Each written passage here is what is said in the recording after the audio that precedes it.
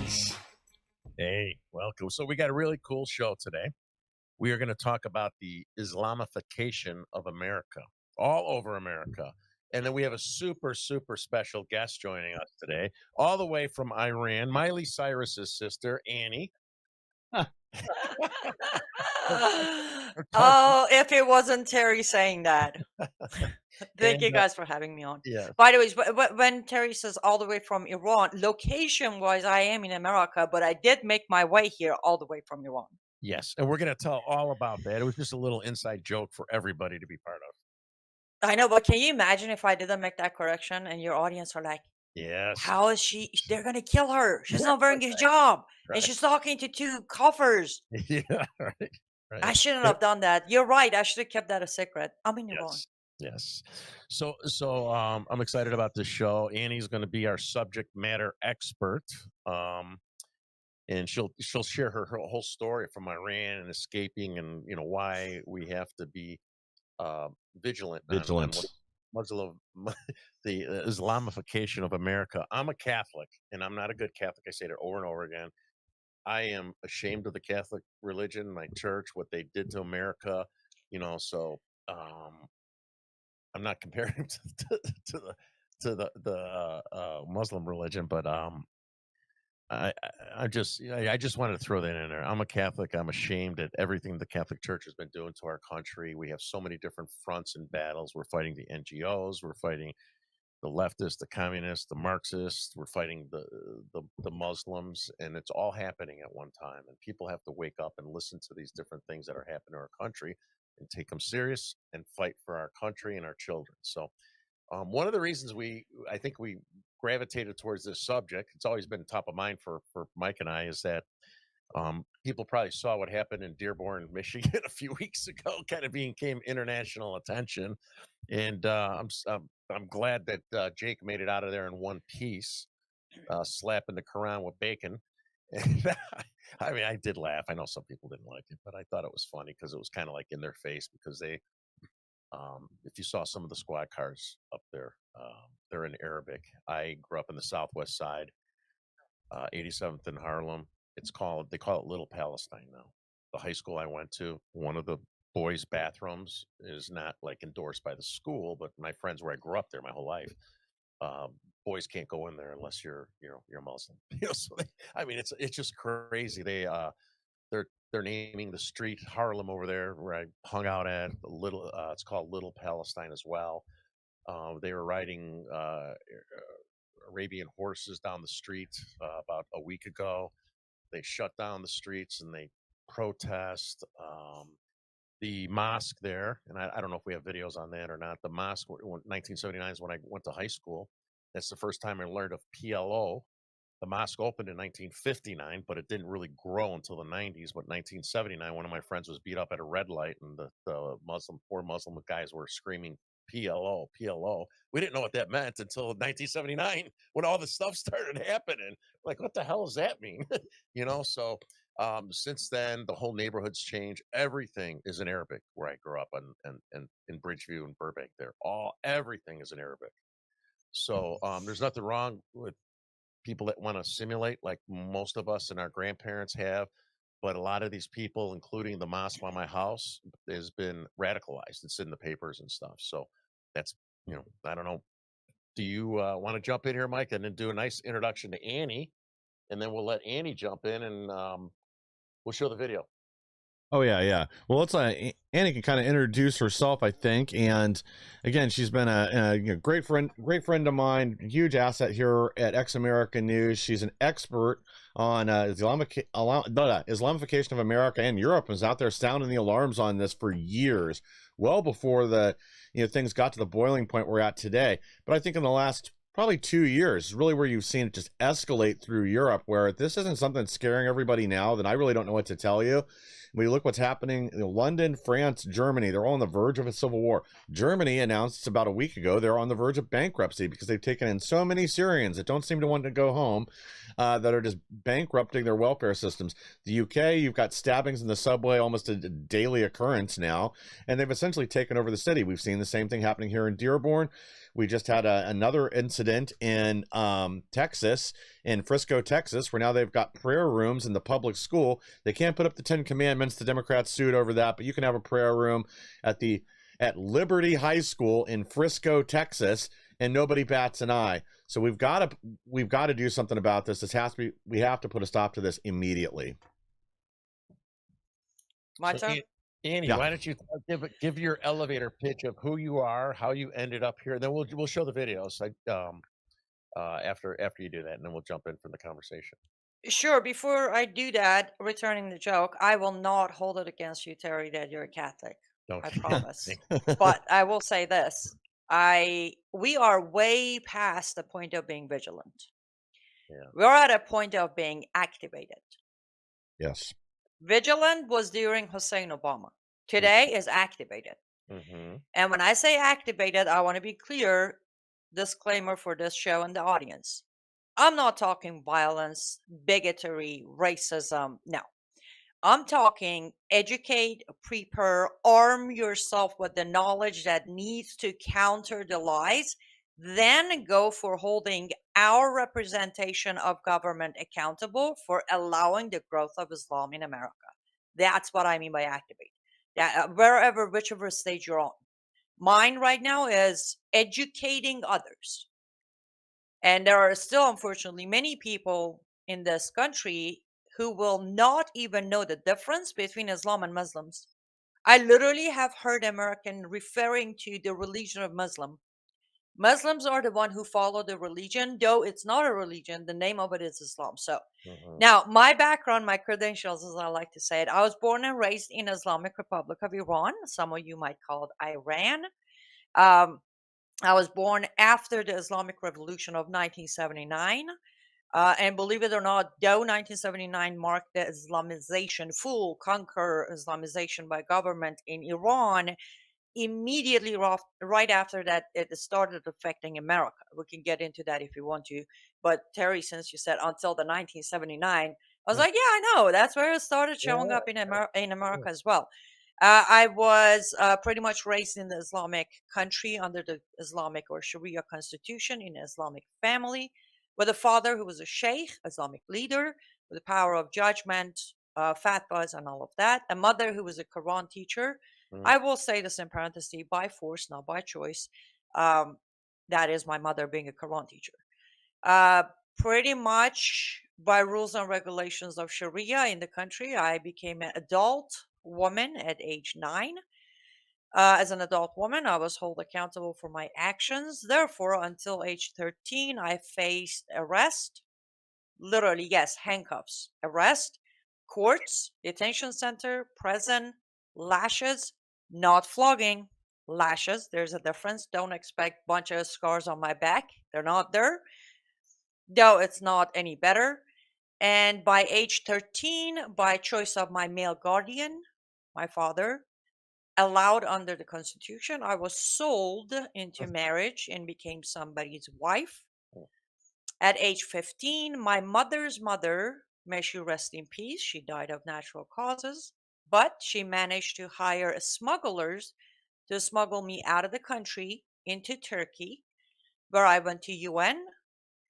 To everybody's surprise, there was a time when UN actually did its job. When I proved my identity in my case, I got an acceptance as asylum seeker. From there, I chose America to be my final destination. And I'm going to be very honest, not because I loved America, not because I had any idea where America even is on the map, because I asked the lawyer at the UN, where is the country that is the freest and lets me make my own mistakes? And she said, America. I'm like, there we go. That's where we're going. Oh. Yes, I want to be very clear. It's not like, oh, I had the love of America. No. I knew how American flag looks like because we either walked on it on the floors of the buildings or because it was being burnt on the street. So I had the full image of what the flag looks like. I even mispronounced the name because in Farsi it's called America. And I was familiar with the money concept of dollar because my father received $50 to give me to the man who bought me. That was all I had of Oh my America. God. But since I was told America is the place where I get to make my own mistakes, I chose America. And in 2002, through proper channels, going through FBI background check, medical check, 2 interviews at Embassy of US in Turkey, I got my welcome to US I-94 visa and came to America. And the rest, well, I came to America. I became a pain in so many people's neck. Yeah, right. Well, Right. we're I lucky to have you here. Yeah, And back when you were Iran and you were familiar with the flags, obviously, I'm sure they didn't teach you anything good about America anyway, right? In Iran, so there was very little to know about outside of burning the flag and stepping on it.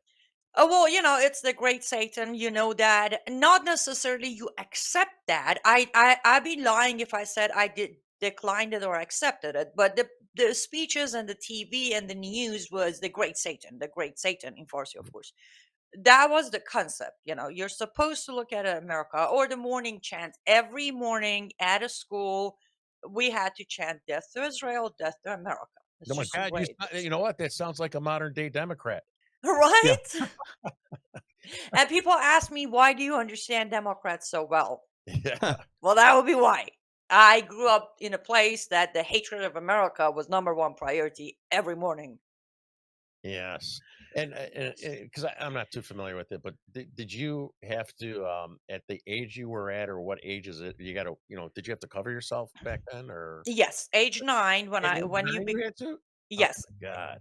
Well, technically, starting age 8, they kind of get you into training, meaning at home or on the streets, you don't really wear the hijab.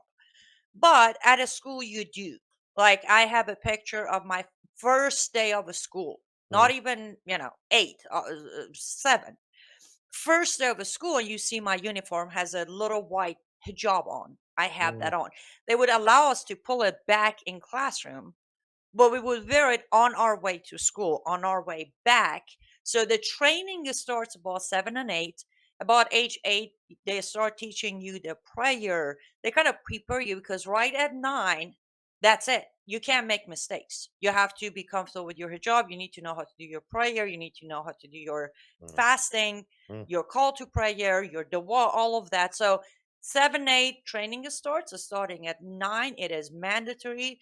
There aren't that many forgiveness from the morality police or the Sharia courts mhm. or even your family members if they are practicing Muslims. So, yes, age 9.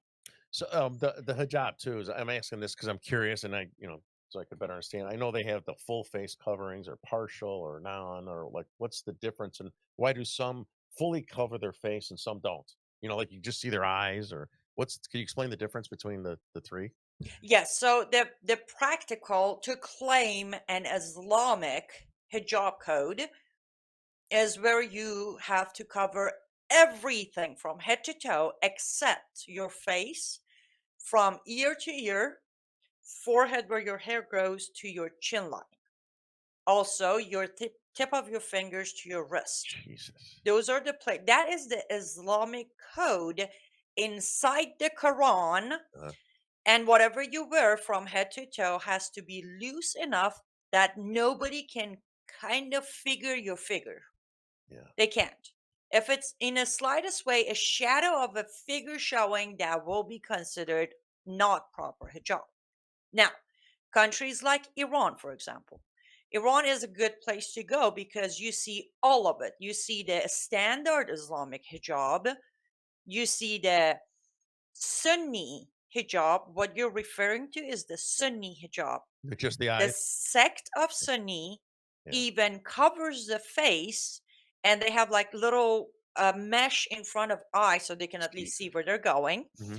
That is not of Islamic source of Quran or Hadith. That is a call by a Sunni leader who translated the stories of Muhammad time, saying, because in the Sirah it says to choose your wife, look at her face and her hands, you have to cover that too.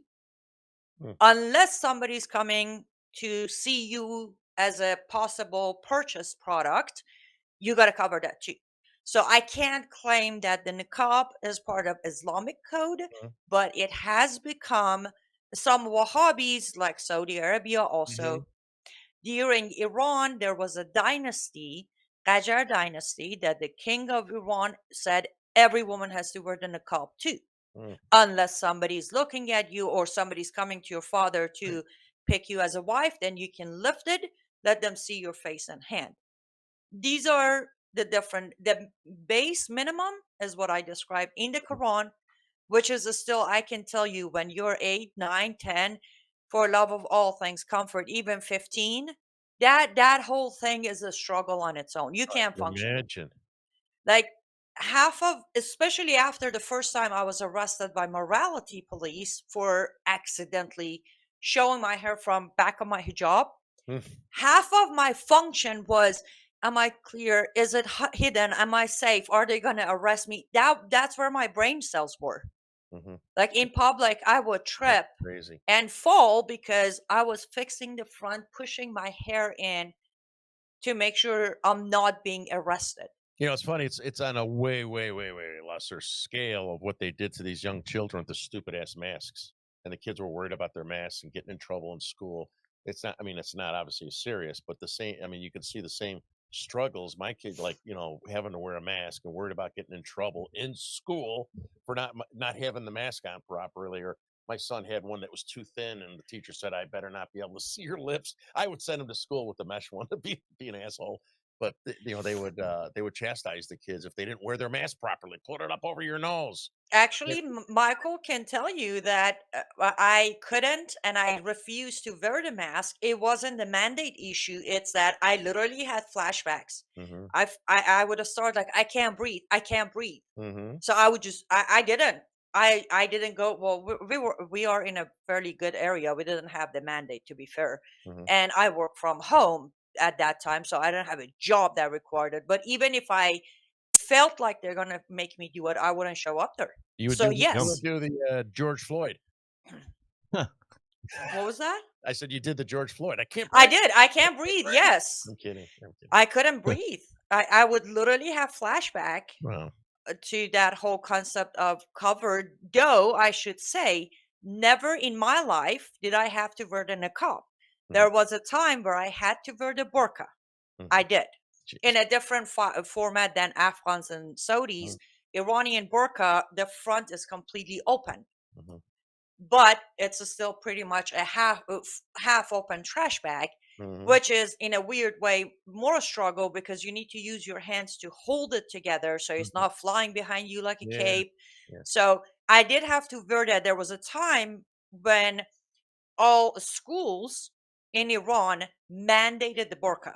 So going to school meant you have to wear the burqa. Right. From home to classroom, you could remove it in classroom, but if you've left the school building, you had to wear the burqa again.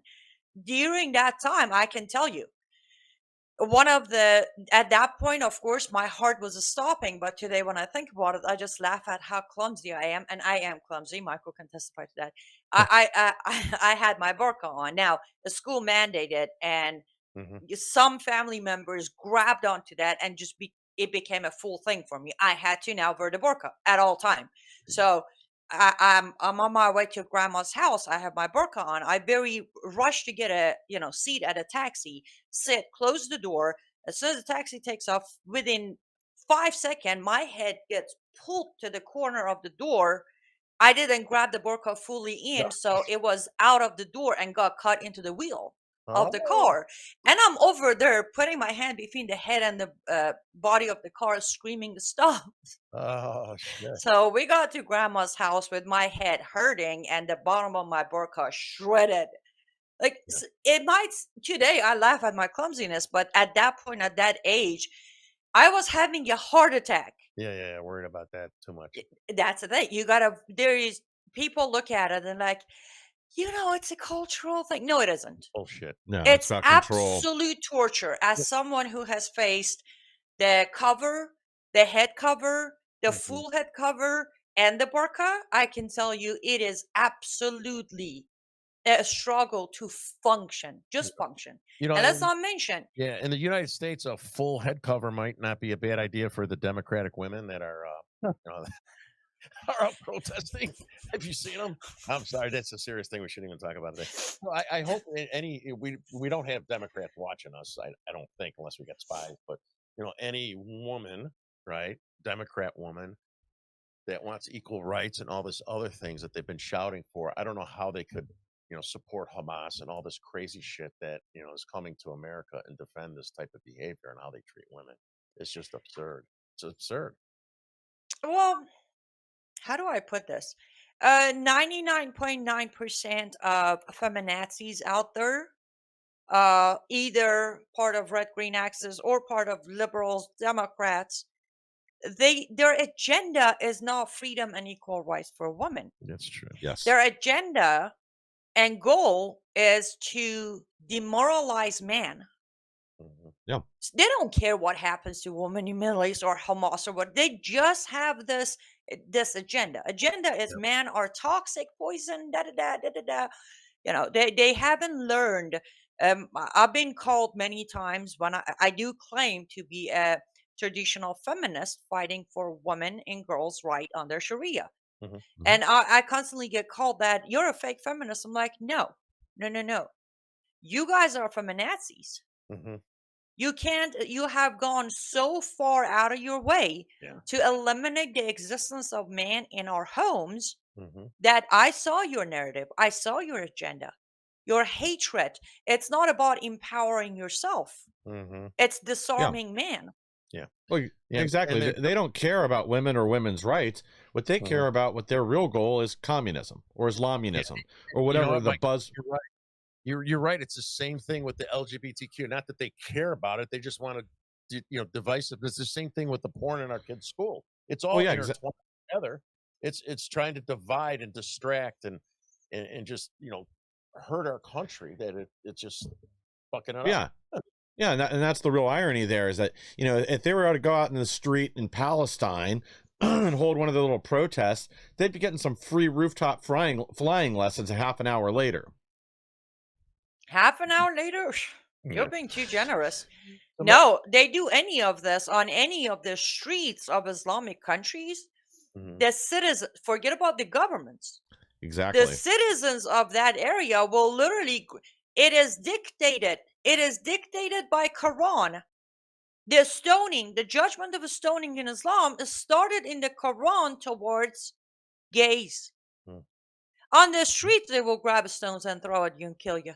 There is no half an hour later for authorities to come get you. Yeah. So Mike, you want to show the video, and then the opening videos that we have. We had such a long, nice dialogue. The opening video we're playing halfway through the show. Yeah, it's very informative. I mean, for myself and everyone, people they don't understand the differences and the jobs and all that other stuff. So thank you for sharing that. Oh yeah, here we go. Do you think Islam is at war with the West? I think Islam hates us. There's something there that there's a tremendous hatred there. There's a tremendous hatred. We have to get to the bottom of it. There is an unbelievable hatred of us. In Islam itself? You're going to have to figure that out. Okay? You'll get another Pulitzer, right? But you're going to have to figure that out. But there is a tremendous hatred. And we have to be very vigilant. We have to be very careful. And we can't allow people coming into this country who have this hatred of the United States. I guess the question is... And of people that are not Muslim. I guess the question is there a war between the West and radical Islam, or is there a war between the West and Islam It's itself? radical, but it's very hard to define. It's very hard to separate because you don't know who's who. Last night you told CNN, quote, Islam hates us. Did you mean all 1.6 billion Muslims? I mean a lot of them. Do you want to clarify the comment at all? Well, I've been watching the debate today, and they're talking about radical Islamic terrorism or radical Islam. But I will tell you, there's something going on that maybe you don't know about, and maybe a lot of other people don't know about. But there's tremendous hatred, and I will stick with exactly what I said to Anderson Cooper.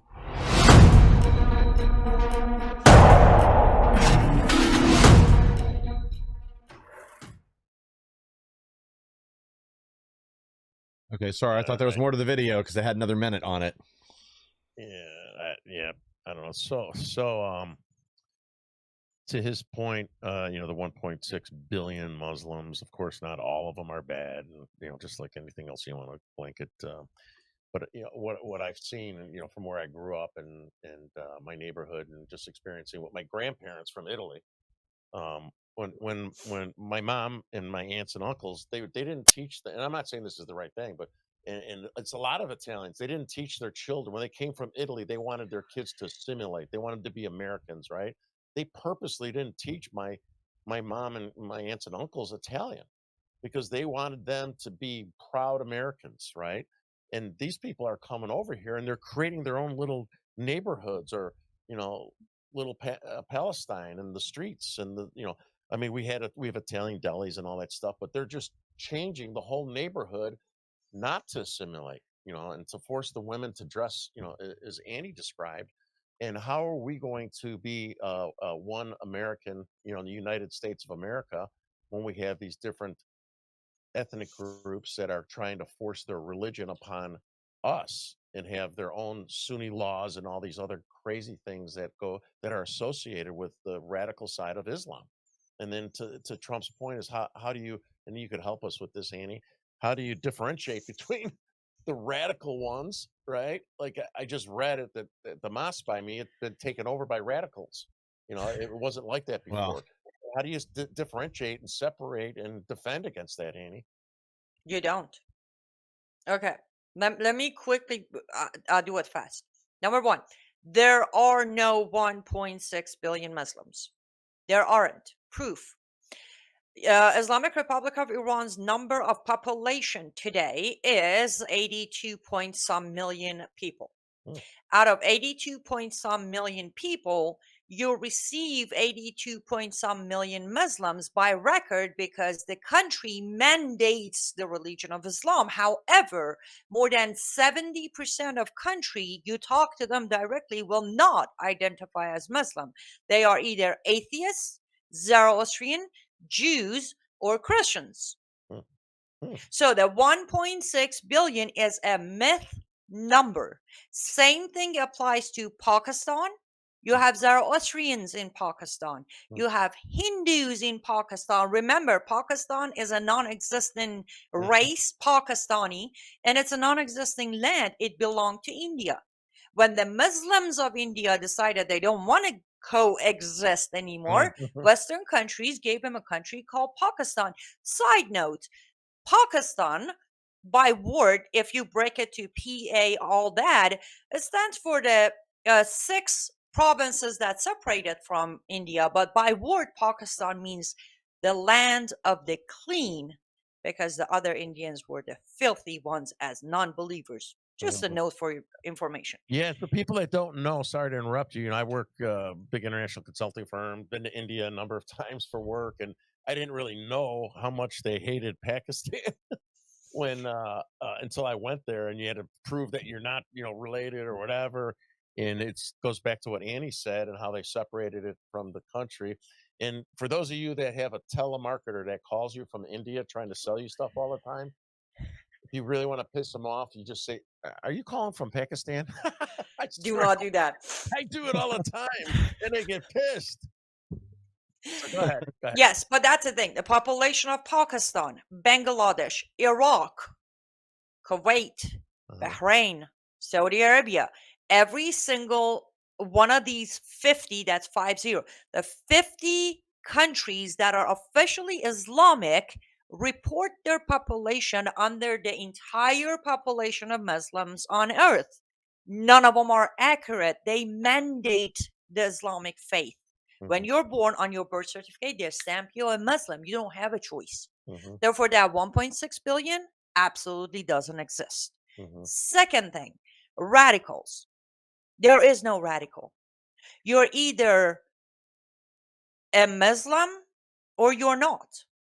Can you be a self-proclaimed Muslim? A Muslim, absolutely. However, by definition, inside Quran, mandated by Muhammad, said supposedly by this Allah guy, you are a believer if and only if you believe in Allah as your God, you believe in Muhammad as the last prophet sent, You believe in Quran as a perfected holy book, and you pay zakat, the Islamic tax. Mhm. If you believe in Allah as your God, you're a Satan worshiper. Yeah. If you believe in Muhammad as the last prophet, then you're following a pedophile. Not my bias, documented in these two books. I have two books right here, Quran and Reliance of the Traveler. Everything I'm telling you, you can find them in these two books to prove me wrong, but you can't. They're in there. Mhm. If you believe in Quran as the perfected holy book, then you cannot take Jews or Christians as your allies. 551, that's when I give you exact address. Quran chapter 5 verse 51 says, do not take Jews and Christians as your allies. So if you're in America, you're a Muslim, you take me as a friend, go to bar and have beer with me, Allah does not consider you a Muslim. Mm. So there is no radical versus moderate. Mhm. You could say, which I do, activated versus deactivated. Where Mhm. does that come from? As a Muslim, you have the right to kill the non-believers. No, I'm sorry. It is obligatory for you as a Muslim to convert or kill non-Muslims. Mhm. It's a matter of when you will activate that obligation. That's Mhm. it. Mhm. There are no Muslims who, if a Muslim tells you, I don't believe in jihad, you can inform them that they're going to Allah's hell. Because Allah says again in the Quran, those who do not commit jihad with their money and their life are not of Allah's favorite, will not see the heaven. I have a question for you, Annie. So because you don't know what to believe with the news and everything, right, and stuff. So I was under the impression that via the Quran they view it okay to lie to infidels, people that are not, Absolutely. and so it, based on that, and you said that's true, right? So that is true. So, like, say in my neighborhood here, and you got the Democrats. Oh, the mosque is nice, and we include everyone. Oh, they're not like that. We talk to them. They're not like that. They love America. They want to be inclusive with all of us. They love Christians and Catholics. Are they lying to the people in my old neighborhood? Absolutely. Yeah. Okay. That's And let me plug something here. I know Michael won't mind, and I'm sure Terry wouldn't either. I just finished my book, my very first book.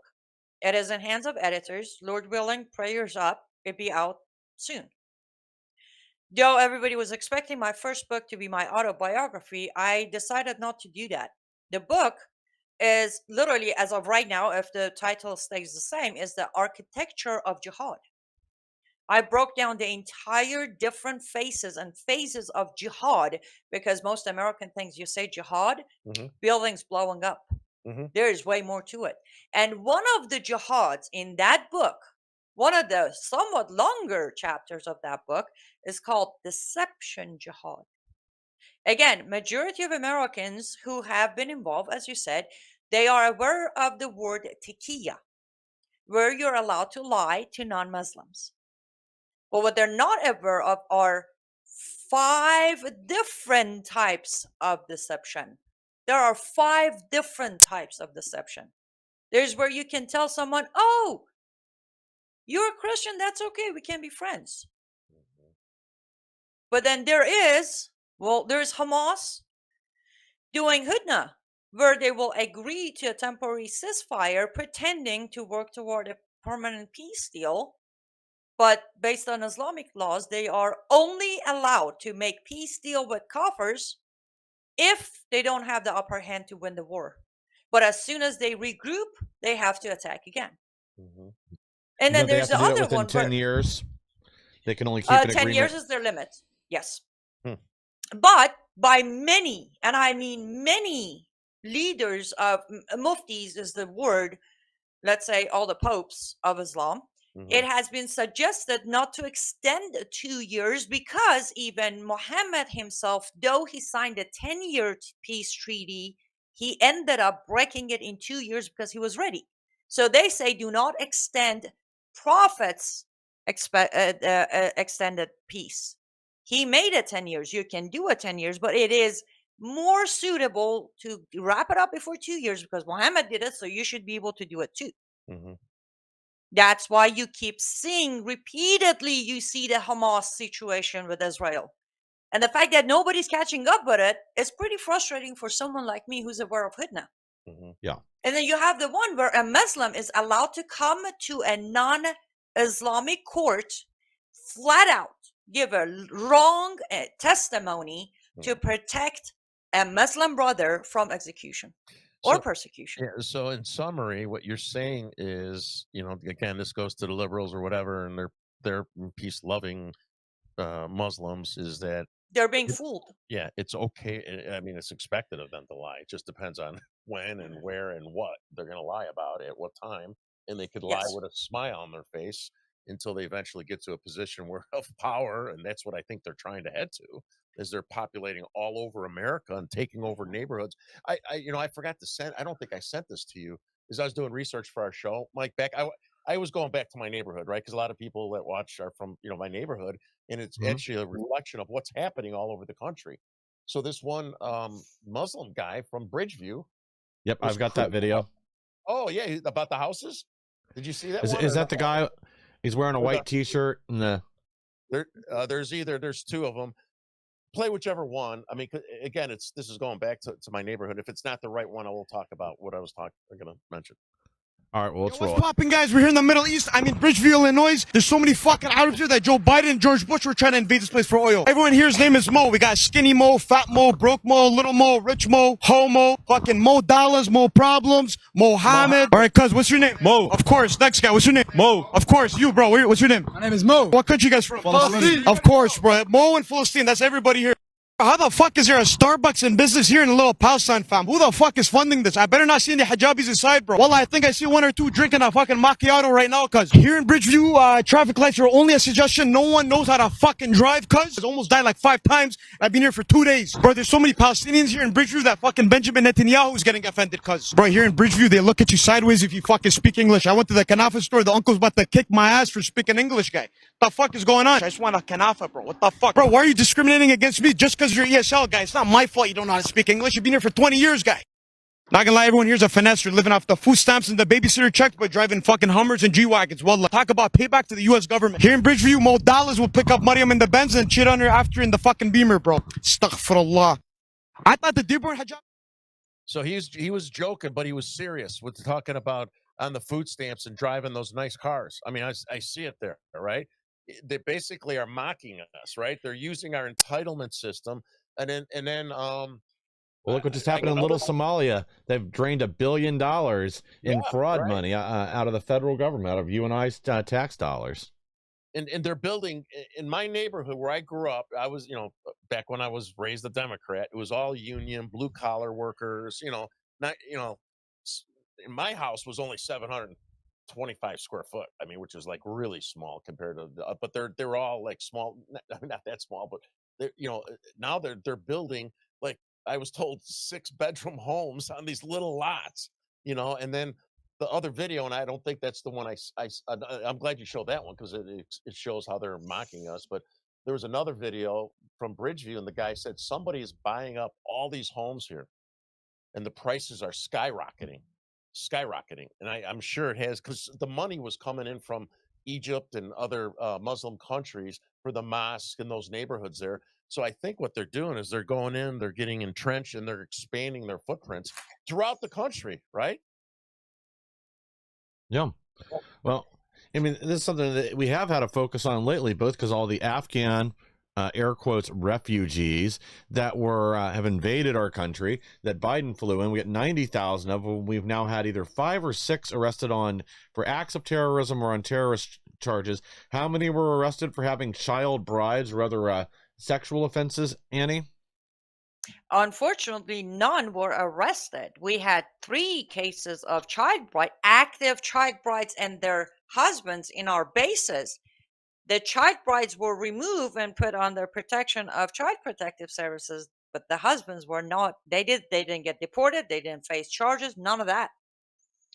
Yes. And let me say something, Terry, since you were bringing up, they're buying this and that. Let me give you a very clear example. How does a private company get to purchase over 400 acres of land in Dallas, Texas, to build Epic City? Tell me that. 400 acres of land. The 6-bedroom house seems very tiny when you think about how they're transforming Dallas, Texas. Well, to be exact, I think Epic City is in Plano, which is the greater Dallas area. Plano is being transformed into a full Islamic city, and as of right now, though city is not built yet, the 400 some, I think it's 404, 402, anyways, a little over 400 acre land is owned by the builders. Who, And the man behind it all, Yasser Qadi, I don't know how many of us have screamed, have shown proof, have begged investigation into this man, and nothing. He walks freely, builds one mosque after another, and now he's behind Epic City. so how does that happen in Texas too? I mean, it's happening everywhere, but I mean, not 400 acres, but I mean, they're expanding their footprints in cities. They're taking over territory, right, all over the place. How it happens? The same way Michigan and Minnesota But I happened. mean, Texas is You supposed watch, to be a bright red with all the Texans down there. Don't mess with Texas. yeah, but they're overpowered. Yeah. For example, Dallas. If you look back, starting Obama time until today, Fourth Ward Dallas area has been, there are so many dumped refugees Yeah. from Middle East and third world countries. Mm-hmm. I moved to Dallas. Michael knows. I moved to Dallas. I left in 9 months because I couldn't. I'm like, okay, I like to go back to America. Can I go back to America? Because I step out every street, every store, every location, halal meat, either Mm-hmm. Arabic or Farsi writing on the walls. Everybody's speaking Farsi and Arabic. I'm like, hi, anybody American here? No. Okay, I'm just going to go back to Ohio, Cincinnati, because you guys, this is not America. Yeah. They overload the population. Yeah. It doesn't matter. And that's one thing I want to say, though it is not welcomed by most of the conservative population, and I respect that, but I want you to understand Islamization has nothing, and I mean nothing, to do with your political stand. Nothing. Mhm. No. Blue state, red city, blue government, it doesn't matter. They got, listen, during Obama, they absolutely completed the infiltration of power. From there, they have moved on to what I call civilization jihad, because the migration jihad was completed. Now they overwhelm the cities regardless of rules and regulations, hiding behind First Amendment. They overwhelm the population of cities by being the upper number, being superior in numbers. Mhm. That's how the shift happens, and that's how it happened in the same thing with Austin, not just Dallas. Yeah. Yeah, have you seen what's happening in Austin, Texas? Yes. I am. Houston, Texas? Yeah. They Yeah. keep dumping these people there, and as you said, they refuse to assimilate. And over time, they have their own store, their own restaurant, their own hair salon, their own, and the city is done. It's It's not even finished. American anymore. And could you explain to the audience as well about the dangers of Muslim Brotherhood and the Benevolence Foundation, I think it is, and like they have a huge population in the Southwest side. Lots of them are arrested. You know, where I grew up, and that is, talk a little bit about that, the dangers of that, and the funding and what they do with that funding from these organizations. Well, I do apologize for generalizing this, but Muslim Brotherhood, just like any other Islamic militia group, has the foundation of Islam. So the same danger that comes toward us from Islam comes from them. Now, Muslim Brotherhood was smarter in operation than a lot of other groups. For example, Hamas, ISIS, Hezbollah, Houthis, Al Qaeda, Al Shabaab, all of them. Why were they smarter? Instead of becoming known through their hijacking and bombing, they started infiltrating institutions. They started using different fronts, especially Islamic governments who are allies of United States of America to infiltrate institution to start the propaganda and brainwashing of Americans. Mhm. That's what makes them more dangerous than the remaining, though, kind of sort of when it comes to Al Qaeda, there is not a single American who's not going to say Al Qaeda are bad people. Mhm. Muslim Brotherhood started flying under the radar. Yeah. However, their money, again, I'm going to plug the book again. I mentioned Muslim Brotherhood heavily on my book, Mhm. where you can trace their money in our colleges, in our universities, in our politics and politicians. You can find their money traced all the way, even to some of our churches involved with interfaith dialogue. They have used finance jihad to basically further their propaganda jihad. However, I am still amazed to this day that they have not been designated a terrorist group, though there is overwhelming evidence of Muslim Brotherhood being a terrorist group. Mhm. Another problem we face. A simple thing in front of us, and we're not willing to call it what it is.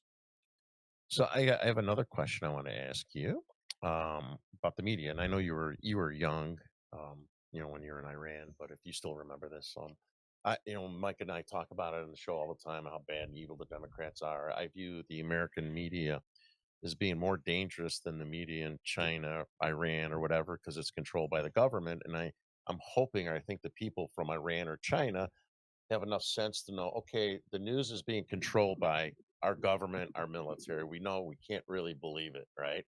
Is that the true in Iran? Do people know that it's being controlled by it's government controlled media, or do they just accept it as truth in Iran? Oh, Iranian people don't believe any news whatsoever. Okay, let me break this down. Iranian people heavily, rightfully so, blame the American media in their situation. Hmm. That played a huge role. And I can tell you why if you're interested. As far as the inside Iran broadcast and news goes, Iranian people don't even listen to it. Yeah, Like literally, they don't even I listen want you to it. to explain that what you just said, but I'll tell you why I asked you that. Right, the reason I view the American media more dangerous to the people of America than in Iran is that, to your point, you say they know that they're full of shit. Here we have all these idiots that think that the mainstream media is not controlled by the government, but it's basically an arm of the Democrat Party, which gives a level of legitimacy as if they're independent. They're not independent. They're controlled. They're all saying the same talking points. They're all pushing the same destructive messages to our country. Therefore, a lot of these idiots in our country think, oh no, it's mainstream, it's neutral, it's not biased, and therefore it's more dangerous because it has a perception of being Yes. independent, unlike Iran. That was my messaging. Yes, and I agree with you. But then I will say this because I like to blame people more than institutions. I will say this: just like Iranian people who don't even listen to the Iranian news, American people are more dangerous than the news outlets. Goes back to you have a toolbox. Hmm. How you use that toolbox is absolutely up to you. There's a hammer in your toolbox. Do you use it to put a nail in the wall, or do you Hmm. use it to hit somebody in the head and kill them? Yeah. American people's laziness and the spoiled brat attitude is more dangerous because they don't want to go do a research. They don't want to go find an Annie Cyrus who's an expert, not just based on research and reading books, but by life experience. Hmm. They just flip through CNN, MSNBC, Fox News. Hey, I'm going to go even further. What is that other one? OANN, Newsmax. They can shut it off. I don't watch it. The only time I go to these networks, including Newsmax and OANN and the conservative alternative media, is when I want to call them out on their lies. Like they release something about Iran, and I know for a fact they lied and they misinterpreted the sentence. I go call them out. No, Hmm. it's American people's choice. They chose to stay in the comfort zone of hearing the lies. Yeah. That's why I brought up the Iranian people. Unfortunately, they had to suffer through 46 years of this tyranny to come to learn. And unfortunately, I think that's what it takes for Americans too. It needs to get way darker for them to snap out of this. Not on my watch. Oh, we're all safe. This is America. Not going to happen. All of that will go away when it actually does happen and when it knocks at their doors. Yeah. So say you live on the southwest side of Chicago, where I grew up.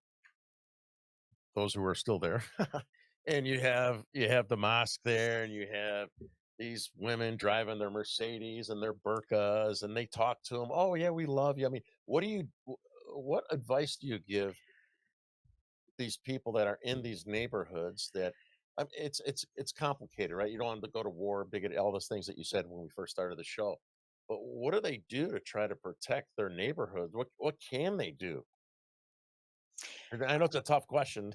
No, actually, especially today. Again, I just finished a book. And the book comes with every chapter comes with a section called practical countermeasures. Okay. So I think, I don't want to brag, but I think this is the first book ever written about Islamic jihad that tells you the problem and then gives you the solution. And again, practical. I didn't just stretch the truth. I went through legal, institutional, and constitutional steps for people. But that's the trick. How many of the people of that neighborhood are willing to do the hard work? What are the hard works? One, you cannot argue any factual debate if you don't have the facts, right? So step one is forget about profiling, forget about Muslims, forget about people, go learn the ideology. If you are not familiar, but as long as you believe this radical, moderate, lone actor, as long as you're believing all of that myth, you'll be manipulated super easy. So step one, study and learn the ideology. If you don't want to sit there and study the entire concept, I will arrogantly say, follow my Substack. You'll learn all about it in matter of a month. What's your Substack? liveuptofreedom.substack.com. Okay, good. Keep going. Oh, there it is. It's on the bottom there. Jesus. Yes. Well, no, that's my website. That's liveuptofreedom.com. You can get to my Substack through my website too. This is the wrong show to say Jesus. I should have said Allah. Anyhow, so that's number one. Number one is you have to educate yourself so they cannot continue manipulating you. Number one. Number two, that neighborhood needs to remember, the older people need to remind and teach the younger ones that this is America. One, immigration is a privilege, not a right. So when they try to be entitled, remind them you bless them with a privilege. So they need to sit down, zip it, and be grateful. Stop letting immigrants, I'm one of them, stop letting immigrants make you feel shame of yourself and guilty and make you the entitled one. That's number one. I have witnessed this in Chicago. I released a Substack a few months ago naming the 18 cities in America that have been fully and 100% conquered by Islam. At the bottom, I have a 6 coming up cities, and Chicago is my number 2. Within next 5-6 months, I'm probably going to report on Chicago fully conquered. So stop being ashamed of your American, Western, big Satan self, and start reminding your neighbors like, hey, welcome to the neighborhood, but this is America. We drink alcohol, we make bacon, and we walk with our underwear if we feel like it. If it bothers you, you leave, not me. Stand your grounds. Number 3, you're going to start standing up to your local government.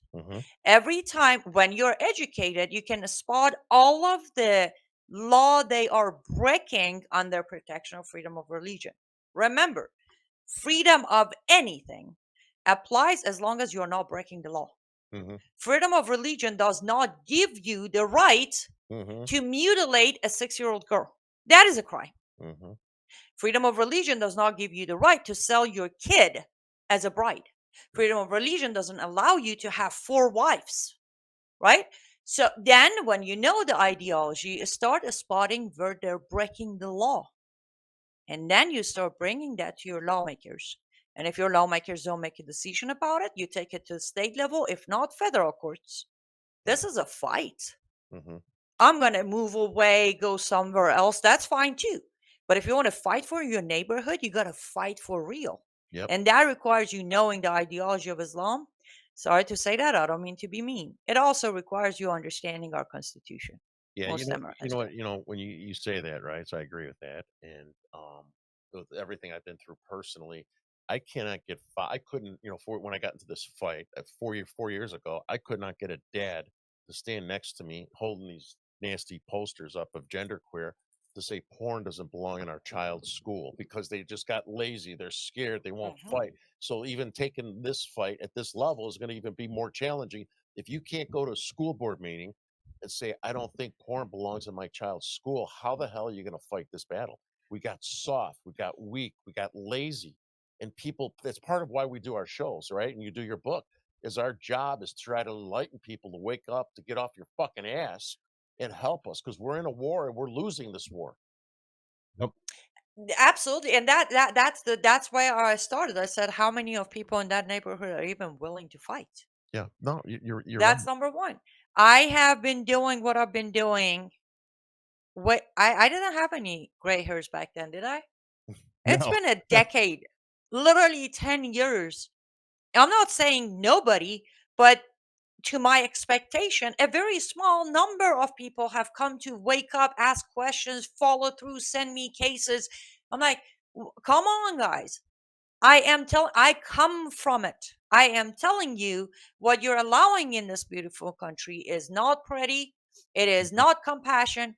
It is not what Jesus would want. None of that. Mm-hmm. It is simply that you have become so comfortably spoiled Yep. that you can't even Absolutely. imagine Absolutely. you Yeah. would lose it. Yep. Right. I go ahead, Mike. Sorry. Well, yeah, I mean, you're exactly right. Like, that's the thing is most people don't want conflict. They want somebody else to come in and solve their problems. As soon as it starts becoming dependent on them to step up and do something to fix the problem, they just shy away or they leave. And that's how you end up with a city like Dearborn, which what's the Islamic population there now, 70-something%, where there's almost nobody left outside of Islam. And Yeah. the few that will stand up, say anything or push back, they're attacked because now they're in control. They have no, they are now the minority, and they will face the oppression from the Islamists that have taken over their community. But too many people will just shy away, and they're going to let this problem continue to grow until eventually we really are going to have a caliphate here in New York or somewhere else. Yeah, and we're gonna lose. But my wife, when when the feds showed up, I hit the state police here because metrics, the feds at my house because of Biden, and my poor wife, my 85-year-old mother lives with us too, right? And I don't know if it was after the state police or the FBI were here, and she broke down. First, she screamed at me. My wife screamed, right, top of her voice. Then she broke down crying.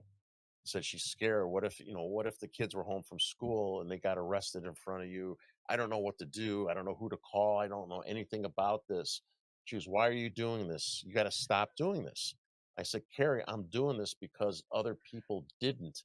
And they sat on the sidelines wanting someone else to do it. And that's why we're in this fucking mess.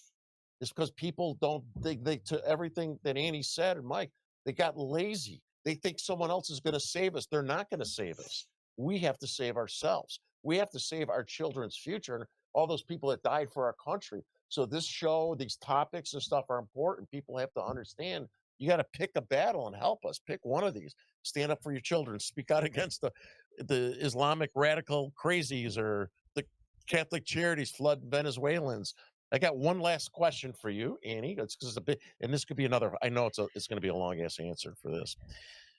Sharia law, right? These mosques and these areas where it's starting to bubble up, right? We're hearing that they're going to try to make it so that they can't implement Sharia law. And is Sharia law anywhere? And is that an ultimate goal of some of these mosques? Is to apply Sharia law within their The whole country. people and then to spread it to the country, or is this just something not to worry about? Um, Let me just insert something about what you guys were saying, and I will answer this. Quran 47:35. Read it, people. Quran chapter 47, verse 35. And do not call for peace when you are superior in numbers. Dearborn Heights, Minnesota. Just so you know. It is. Again, I want to make sure you understand this is not a Muslim choice. This is an Islamic doctrine. To Yes. answer your question. The ultimate goal is global caliphate. The ultimate goal is for every breathing human to be a Mohammedan, aka Muslim. Explain caliphate, so people, in case they don't know, explain what a caliphate is. Caliphate it's the ruling under Islam. That's a caliphate. So global Islamization would be the global English word. control of global control and pushing their religion and their beliefs and their ideology across the globe. That has to happen. Listen, the last hour descriptions of Islam, the last hour, not days, last hour will not arrive until Muslim fights the Jews and Jews hide behind stones, and the stones will talk and say, "Oh, Muslim, there's a Jew hiding behind me, come and kill it." The last hour will not arrive until Jews are cleaned up, done, killed, not converted, killed. Then Jesus will come, break the cross, and abolish jizya. What is jizya? Protection money for non-Muslims as second-class citizens, and establish prayer. So far, Jews dead, Jesus, the prophet of Islam, coming back, breaking the cross, proving all of us Christians as liars and hypocrites. And then the last hour will arrive when every breathing human has reverted to Islam. That is exactly why the end goal, day of peace, will arrive when every nation, every land, every human is ruled by Islam. As far as Sharia, it's not about our day trying. Sharia has already been implemented in America. It is already being practiced, and not just solely in Muslim communities or mosques. It has also been enforced on us, the non-believers. It has been. I'll give you an example. Some districts in Michigan, the schools are, the entire menu of a school is halal meat. Either you're Muslim or not, your kid is eating halal meat, and you're paying for that halal meat, and percentage of that halal meat is going back to the local mosque, to the imam, to fund Islam. You are paying your second-class jizya tax of protection through a school halal meat. Simple as that. And your kid is also eating halal, though you're not a Muslim. I saw too in Dearborn that some of the squads had Arabic written on them. I was just about to say, in Dearborn Heights, the police officers have the option to wear the badge that is the first in the history of our country to have dual language of writing, and history made with Arabic that says Dearborn Heights Police at the bottom. In Arabic, Dearborn Heights Sharta. That's bullshit. Police. That's bullshit. But wait. It should be this is where deception comes in. What do we call a police? Is very different defined in Islam as a police. A police in Islam is the force that controls and maintains Islamic civilized, well, if we can call that, behavior. A police in Arabic of Islam is not someone who's following the law of the land, because Muhammad said, you must follow the law of the land until it goes against Allah's words. So Sharia is already implemented. Mosques are already practiced. We have reports of second and third marriages of Muslim men in America that are being in mosques. Imams in mosques are breaking the law and creating these marriages. Child brides are taken into mosques to become official wives. Wow, that might not be a bad idea. I'm joking. I'm joking. That's Right. right. I'm joking. I'm normally very good at laughing at Where- jokes, where's but my- this is where- one of those topics that gets really hard I hope my when wife. it comes to child. I hope my wife didn't hear that third wife joke thing here. Oh my God, the door's open. Well, if we don't hear from you by I tomorrow, wasn't. we know I what was. happened. I Yeah. wasn't. Well, I didn't. I didn't include the child thing in the joke. I didn't hear that. I meant the three Right. wives. I was being sarcastic. Right. I was being. But that's the thing. Bottom line is, yes, they are practicing Sharia inside their own communities, and also they have gone as far as forcing us to well, follow some of their Sharia. well, look in New York. They already have literal Sharia police up there driving around in squad cars, and that's been going on for a few years. Yes. Yeah, I saw another one of the videos when I was doing my research again today. They were in Bridgeview and they were holding signs, freedom of religion. You know, she was in a burqa. It's like it was kind of ironic, right? Freedom of religion, standing there in a burqa when in reality they wanted to force their religion on us and not have that. If they had their choice, right, we would not have that freedom of what they're having in our country. No. And that's the bottom line. They need to be superior enough in numbers. Why do you think they are constantly running and winning for seats, state, local, state, and federal? Hmm. They have found the final tipping point. We Mhm. don't have enough, we don't have any, maybe a handful of politicians with backbone to push back and call them out. Hmm. Yeah. So that's the thing. At this point, they have the cultural acceptance, sadly. They have the numbers, Mhm. they have the money. Now they just need the uh, power over state, local, and federal Yeah. power to implement the full supremacy of Islam. And by the way, no, this isn't a good thing, but for your audience who may not know the steps, the first step is not full conquer. If you read the history of Persia, today known as Iran, you'll see how it goes. They first take over by conquer of what I just described, Hmm. and then gradually making Christians and Jews second-class citizen, not giving them rights. Gradually comes to 1979 of Iran's revolution.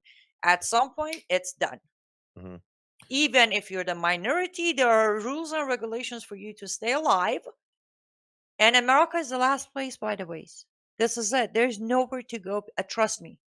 Yeah. Yeah. No. There is nowhere to go. Hmm. This is the last place. Yeah. They take America unless we go. I mean, I Take the make the world. joke sometimes when I call Michael. I'm like, "Have you found us a new island to discover and turn it into our country?" Hmm. Yeah, I'm working There on it. is right. That's not even solid plan yet. So, regardless of the jokes and the seriousness, bottom line is this is a serious crisis. 10 years ago, I started saying we have an Islam issue. Hmm. Then I missed that Trump, by the way. So I wish he was the one who came back to office. But as Trump said in 2016 and 17, we have an Islam problem. Today, I will tell you that we have an Islamic crisis. Yep. I Yeah, it's agree a with you. 5 alarm And fire. people don't know. I got one more little Bridgeview thing. One of my son's best friends is his father is Pakistani and his mother's Romanian. And good kid. And so he's my son's telling me, "Oh yeah, Dad, we got to go to this great restaurant Eunice knows, back in Bridgeview," which my son doesn't really know. I mean, yeah, that's my old neighborhood. Back we go where all the Arabic signs are. So I take the boys to lunch on a Saturday, and then I sit in the booth there, and I said, "What kind of beer you got?" And the guy looked at me. He had very bad English. I didn't know. I didn't see. Now you understand that. I didn't know. So the guy walked away, and Eunice got mad at me. He goes, "Mr. Newsom." He said he didn't serve beer. He goes, "No alcohol." He goes, "Mr. Newsom, you insulted him." I go, "What are you talking about? I just asked for a fucking beer." He goes, "You insulted him." I go, "I didn't insult him. I didn't know they don't sell beer." He goes, "You didn't know?" I didn't know. I go, "How could you have a restaurant and not sell beer? There's so much money you make off the beer." And he was serious. He got upset at me. I was kind of like, "You little fucker." I mean, Jesus Christ, I just asked for a beer. Well, I would give a piece of advice to you and your audience. Don't ever go back to that restaurant again. Hmm. One of the ways we are funding our own demise is when we don't pay attention to purchasing halal serving stores. Yes. When you go to a restaurant like that one, they are running under halal certification. Now, normally they would say, so what? You go to a store, they're selling kosher. Hmm. Very different reason. When you have the halal certification, this isn't about some ritual and prayer over your food to become halal. No, the halal certification is when your entire store, let's say there's a Walmart, they have a small section that sells halal product. Hmm. The rest of it isn't halal, it's just that section, right? The Walmart location has to pay percentage of that halal department to the local Islamic No way, leader. really? Halal has an Islamic taxation on it. A halal restaurant at the end of the year, some do it quarterly, just like IRS. They have to go to their imam, whomever the imam is. They go to their imam and say, here are my books. This is what I made. What is my taxation? Zakat. Yeah. That's your Islamic taxation. Huh. The imam will tell you based on your income, based on your family member, based on these and that, this is how much you're going to pay the mosque.